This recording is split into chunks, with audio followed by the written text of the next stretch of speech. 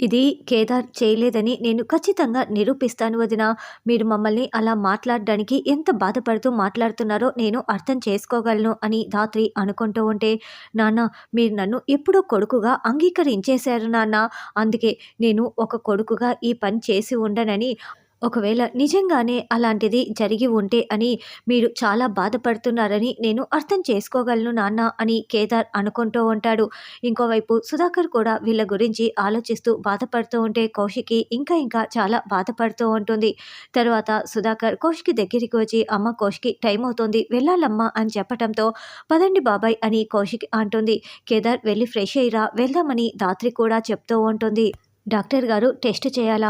సరే ఇప్పుడే బయలుదేరి వస్తున్నాము అని కౌశికి ఫోన్ మాట్లాడి, బాబాయ్ డాక్టర్ గారు కూడా ఫోన్ చేశారు, ఏదో రిపోర్ట్ గురించి మాట్లాడాలంట పదండి అని వెళ్తూ ఉంటే, అమ్మ శ్రీవల్లి మేము వెళ్తున్నాము, మేము తినంలే అని సుధాకర్ చెప్తూ ఉంటే, ఆగండి నాన్న మీకు బయటి ఫుడ్ పడేది కదా, నేను క్యారేజీ మొత్తం కూడా రెడీ చేసేసాను, ఇదిగోండి నేను కారు వరకు తీసుకువస్తాను అని శ్రీవల్లి అలా ప్రేమ చూపిస్తూ ఉంటే, అమ్మో రక్త సంబంధం ఇంత గొప్పదా, ఈ అమ్మి ఎంత ప్రేమ చూపిస్తుందో ముందు ఈ అమ్మిని ఇంట్లో నుంచి పంపించే పని పెట్టుకోవాలి అని వైజయంతి అనుకుంటూ ఉంటుంది. అదిగో ఆ జగదాత్రి కేదార్ కూడా బయలుదేరడానికి రెడీ అయిపోయారత్తయ్య, సాక్ష్యాల్ని తారుమారు చేయటానికే వెళ్తున్నారు అని నిషి అంటే, వాళ్ళని ఇంట్లో నుంచి అసలు బయటికి వెళ్ళనివ్వకుంటే వాళ్ళేంటి సాక్ష్యాల్ని తారుమారు చేసేది అని యువరాజ్ వైజయంతి చెప్తారు. ఇక కౌశికి వాళ్ళు బయటికి రాగానే ధాత్రి కేదార్ బైక్ ఎక్కుతూ ఉంటే, ఎక్కడికని కౌశికి ప్రశ్నిస్తూ ఉంటుంది. ఇంకెక్కడికి, సాక్ష్యాల్ని తారుమారు చేయటానికే వెళ్తున్నారు అని నిషి యువరాజ్ అంటే, అసలు కేదార్ తప్పే చేయలేదు, మేమెందుకు సాక్ష్యాల్ని తారుమారు చేస్తాము, కనిపెట్టడానికి వెళ్తున్నాము అని ధాత్రి కేదార్ చెప్తారు. లేదు మీరు బాబాయ్ ప్రాణాలు తీయటానికే వెళ్తున్నారు, ఇప్పుడు బాబాయ్ కళ్ళు తెరిచి ఈ కేదారే నన్ను పొడిచాడని నిజం చెప్తే అప్పుడు మీకు శిక్ష పడుతుంది కదా, అందుకే మీరు బాబాయిని చంపటానికి వెళ్తున్నారు అని యువరాజ్ అంటే, అసలు కేదార్ చంపనే లేదు మేం నిరూపించుకుంటామని చెప్తుంటే ఇంకో క్రైమ్ చేయటం కూడానా, ఏం మాట్లాడుతున్నావు యువరాజ్ అని ధాత్రి కేదార్ ప్రశ్నిస్తూ ఉంటారు. అవును మీరు బయటికి వెళ్ళకూడదు, మీరు ఇంట్లోనే ఉండండి జగదాత్రి, యువరాజ్ చెప్పింది కూడా నిజమే కదా అని కౌశిక్ అంటే, వదిన మీరు మాకు ఎలాంటి కష్టం వచ్చినా మా వైపు నిలబెడతామని చెప్పారే, ఏంటొదిన ఇంత అన్యాయంగా మాట్లాడుతున్నారు, కేదార్ని నన్ను చూస్తుంటే మేము ప్రాణాలు తీసే వాళ్ళలాగా కనిపిస్తున్నామా?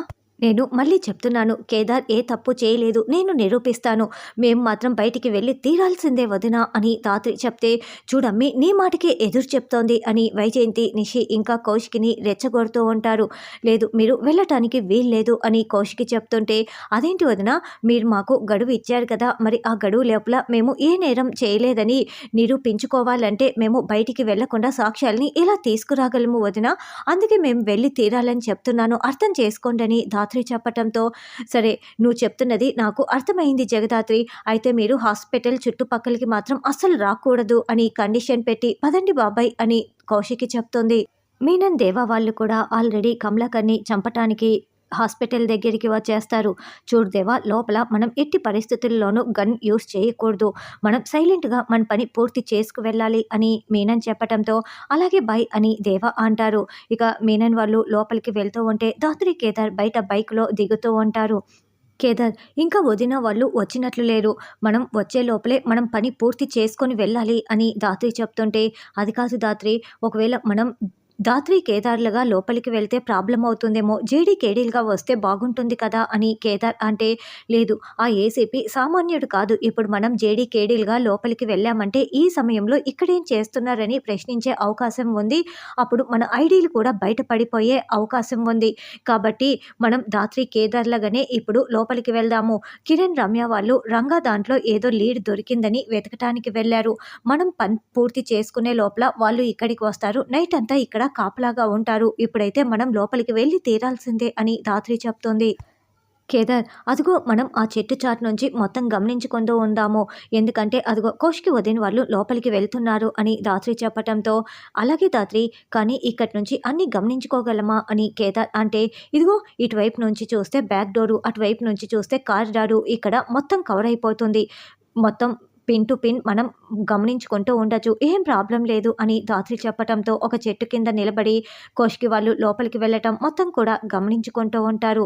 అప్పుడే కౌశికి సుధాకర్ ఇద్దరు కూడా కాచి దగ్గరికి వెళ్ళి ఇప్పుడు ఎలా ఉందంట అని అడగటంతో, బీపీ కొంచెం తగ్గిందంట, ట్రీట్మెంట్‌కి రెస్పాండ్ అవుతున్నారంట. కానీ చెప్పలేని పరిస్థితి అనే చెప్తున్నారు అని కాచి చెప్తుంది. సరే నువ్వు ఇంటికి వెళ్ళి రెస్ట్ తీసుకో. మేమున్నాం కదా అని కౌశిక్ అంటే, ముందు మీరు వెళ్ళి డాక్టర్ గారితో మాట్లాడి రండక్క. తర్వాత వెళ్తానులే అని కాచి అంటే 10 మినిట్స్‌లో వస్తామని కౌశికి, సుధాకర్ వెళ్తారు. ధాత్రి ఈ సైలెన్స్‌ని చూస్తుంటే మనమే ఎక్కువగా ఆందోళన పడుతున్నాం అనిపిస్తోంది. ఎందుకంటే తాయారు ఇప్పుడు హాస్పిటల్‌లో ఉండగా అటాక్ చేయటానికి అంత ధైర్యం చేయదనుకుంటున్నాను అని కేదార్ అంటే, ఈ సైలెన్స్‌ని చూస్తుంటేనే నాకెందుకో వైలెన్స్ జరుగుతోందని అనిపిస్తోంది కేదార్ అని ధాత్రి చెప్తోంది.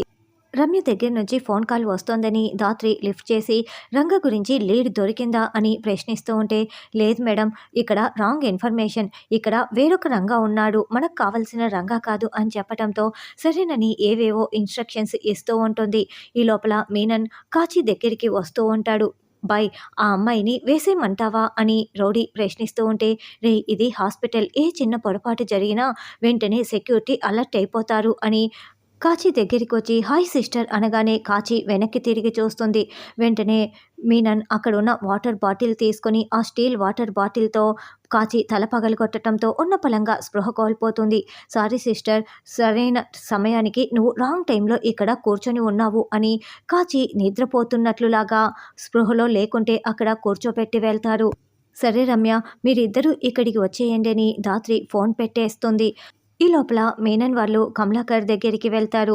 అప్పుడే ధాత్రి కేదార్ తేరుకొని కాచిని గమనించుకుంటూ, కాచి ఎందుకు అలా పడిపోయి ఉంది, సంథింగ్ ఈజ్ రాంగ్, పద కేదార్ అంటూ ఇద్దరు పరుగులు పెడుతూ కాచి దగ్గరికి వస్తూ ఉంటారు.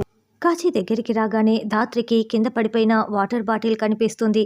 కాచిని ఎవరో వాటర్ బాటిల్‌తో కొట్టారు, పద లోపలికి వెళ్ళి చూద్దామని ధాత్రి అంటుంది. కమలాకర్, నిన్ను చంపుతుంటే నాకు చాలా ఏడుపొస్తుంది. నువ్వు నాతో కలిపి దందా చేశావు, కానీ యువరాజ్‌ని నిలబెట్టడం కోసం నేను నీ ప్రాణాలు తీయక తప్పటం లేదు. నీకు నేను ఇస్తున్న పెద్ద గిఫ్ట్ ఏంటో తెలుసా? నిద్రలో చావు. నువ్వు చల్లగా చనిపో. నీకు నొప్పి తెలియకుండా నేను చంపేస్తాను కదా అని కత్తి తీసుకొని పొడవబోతూ ఉంటే అప్పుడే ధాత్రి కేదార్ ఐసీయూ బయట నుంచి చూస్తూ ఉంటారు. అంటే ఇదంతా చేస్తున్నది మీననా? తాయారు మీనన్ కలిసి ఇదంతా చేస్తున్నారా ధాత్రి అని కేదార్ చెప్తుంటే అవునని ధాత్రి అంటుంది. అయితే మనం జేడీకేడీలుగా వెళ్తేనే మీనన్ని అడ్డుకోగలము, ధాత్రి కేదార్లుగా వెళ్తే అడ్డుకోలేము అని కేదార్ అంటే, కానీ రమ్య వాళ్ళు రావడానికి ఇంకా 1/2 అవర్ సమయం ఉంది కేదార్. ఇప్పుడు మనం 30 సెకండ్స్ కూడా ఆగలేము, వెంటనే మీనన్ని అడ్డుకోవాలి అని ధాత్రి చెప్తుంది. కానీ అక్క వాళ్ళకి డౌట్ వస్తుంది కదా అని కేదార్ అంటే, తప్పదు కేదార్, పద వెళ్దాం అని ధాత్రి అంటోంది. హ్యాపీ జర్నీ కమలాకర్ అని మీన్ పొడవబోతూ ఉంటే సరిగ్గా అప్పుడే ధాత్రి కేదార్ లోపలికి వస్తారు.